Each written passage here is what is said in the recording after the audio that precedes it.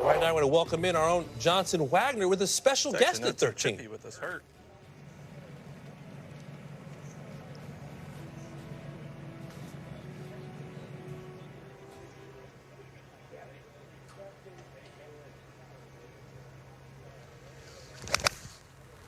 That's a little chippy cut 7 going right at it. Damon, how you doing? I'm doing great, buddy. I wish I was where you are. Stop spinning. Yeah, pretty excited here for this. Johnson, you've probably been out there for a few minutes. How the conditions look? I feel pretty good about that one. That was nice. It's beautiful out here, Noto. It's a little soft. We got Davis Thompson about to hit one extra one. Didn't like his flare job out into the right bunker.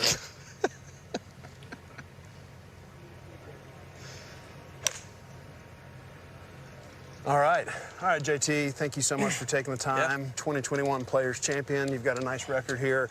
You told me last night that the 13th hole is one of your favorite holes on this golf course. Why?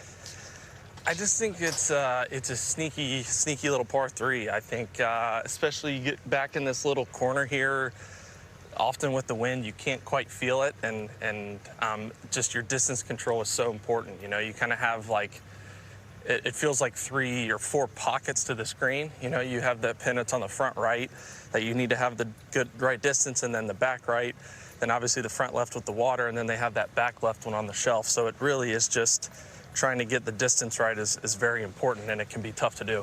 I know, and the wind gets swirly over here. So you speak of these different pockets and hole locations. When you are going to a front left pin, is that a hole location you try to take on depending on conditions, or where are you trying to hit that shot? I think it kind of goes back to what I said about liking the hole. Is it's sometimes you need to get lucky with the number. You know, I think it's very situational of having, if you have a good club, because it's a short enough hole where you can be aggressive with the greens being this soft and go at it. So, I mean, I've had times where it's a perfect number and I'm able to go at it, or I feel comfortable with it, but you know, there's times I feel like I need to just try to kind of punch something up that right, you know, big slope and just try to get it 15, 20 feet behind it. Which is not a fun putt, either if you're on the right side putting down to the left, or left putting up. All right, so you've played this golf course both in May when it was not overseeded, and now in March when it is overseeded. Tell me about like the differences in playing in different conditions like that. It's very different. You have this way more often in March, obviously. You know, it's lush. It's an absolutely perfect condition, you know, that they can, it's very green, you know, it looks awesome, but, you know, you have this more in March where a ball can land with an 8-iron Harry hit that, you know, it spun back 4 or 5 yards. And you need a putter? Yes, I do. Bones, just look at him. He's putting the pins in. He's a TV guy. Top of it. But yeah, so with it being in March, it's a lot softer to where you need to control your spin.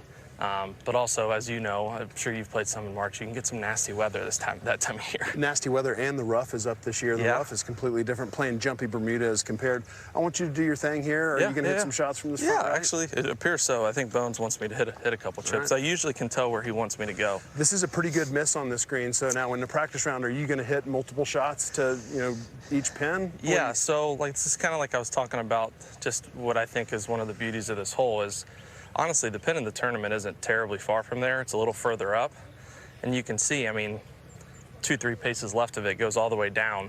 I think I've putted it off here before. I think we all have at some point. But with how this is pitched, I mean, you just have to be so precise, and you have to just hit a perfect distance, but also have to have the right trajectory. And it seems like, you know, especially when you play this hole in the morning, it plays a little longer like this, and the green don't bounce.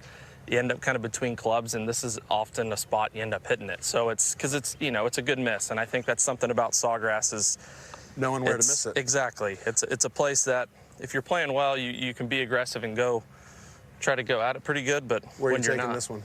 I'm just going to go to the pin. It's like I said, it's pretty close to it.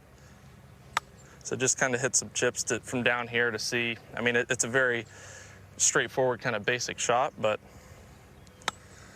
When I watch you chip and pitch the ball, I've always been impressed at how you control the rhythm and tempo. You have such a nice slow speed if you need to, and then you can also crank it up. Is that something you consciously work on?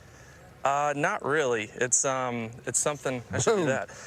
It's just, I don't know. I try to be creative around the greens, and I try to just, I feel like I'm very feel and kind of like artistic, if you will, Okay. to where I want to, I don't want to be mechanical when I'm chipping. I like to, I think I've talked about it with my dad. Sometimes the easier shot, like a chip like that, I struggle with because it's so easy and there's so many options that I almost can't pick one. Versus, something I have to hit like high with big cut spin and land it on a downslope and do this or that. I seem to like almost flip my brain on a little bit more. So yeah.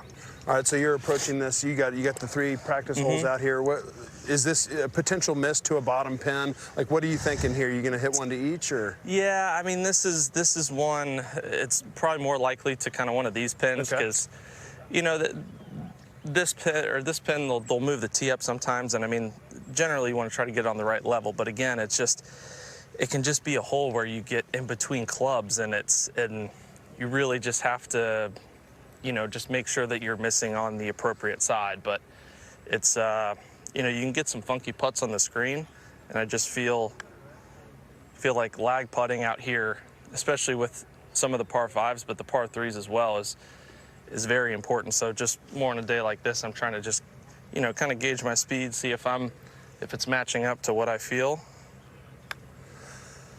I talked to Mark Hubbard yesterday, and he said the greens were running as fast yesterday on a Monday that he's ever seen at a tour event. What do you think about the speeds of the greens this week so far? They're really nice. I mean, you could just see they go like that extra couple feet when they look like they're going to stop, So it's something you definitely have to, use, in my opinion, use these practice days wisely to get the speed. Look at that break. And like you said, it just has that like little bit of run out, and then I'll hit a couple from these up and overs are tough. Yeah, hit some up here. Can I see a couple of those, please? Thanks. This putt, I'm gonna be honest, it sucks. This. It's just really hard. It is. This is brutal because once it gets up on top of the hill, it's downgrained back to the hole. Yeah, and it's really easy. And it really is just. I mean, as you see, it's so close to the edge of that hill, and you can see the change of the color in the grass too.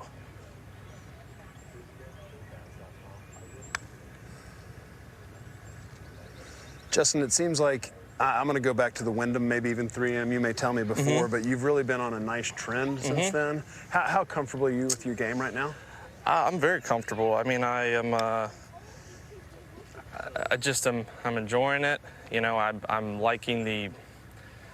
I feel like I'm moving the right direction, which is always nice. And now it's just getting more and more comfortable and getting in contention more often to where, just starting to win tournaments again. And, for the first time in a while this year, I've actually felt like I could win tournaments. There's quite a while there last year, a stretch where I didn't feel like I could realistically win, which is a pretty bad feeling. I know that feeling very well. It's so hard to get yourself to hit this, like you said, because then it just goes straight down. Hit one more over here. See if I can get it to the hole. Hit that water bottle. Actually get it there.